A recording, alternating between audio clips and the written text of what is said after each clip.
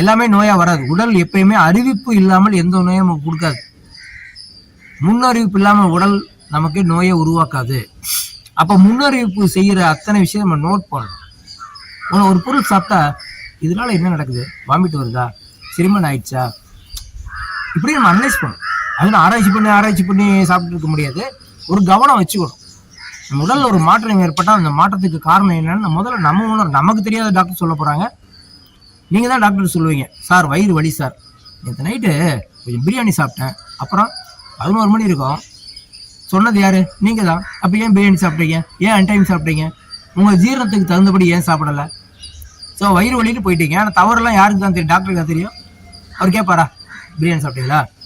கேட்பாரா? கேட்க மாட்டார். வயிற்று வலிக்கு மருந்து கொடுப்பாரு. ஆனால் நீங்கள் தான் என்ன பண்ணணும், உங்களை முறைப்படுத்தும். அதாவது நம்மளோட இன்னைக்கு உலகம் முழுவதுமே நோயாளிகள் தான். ஒரு காலத்தில் அதிகமான ஆரோக்கியமானவங்க இருந்தாங்க, கம்மியான நோயாளிகள் இருந்தாங்க. இந்த அதிகமாக ஆரோக்கியம் உள்ளவங்க அந்த கம்மியான நோயாளியை பார்த்து ஆறுதல் சொல்லி அவங்களுக்கு உதவி செஞ்சு அவங்க குடும்பத்தையே காப்பாற்றுவாங்க. இன்னைக்கு மொத்த உலகமே நோயாளிகள் தான்.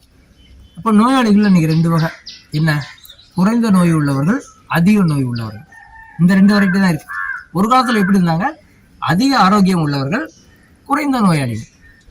இப்போ உலகமே மாறி போச்சு. அதுக்கு காரணம் நம்முடைய உணவு முறை, நம்முடைய சுற்றுப்புற சூழ்நிலை, நம்ம மனநிலை, நம்ம தொழில்கள்.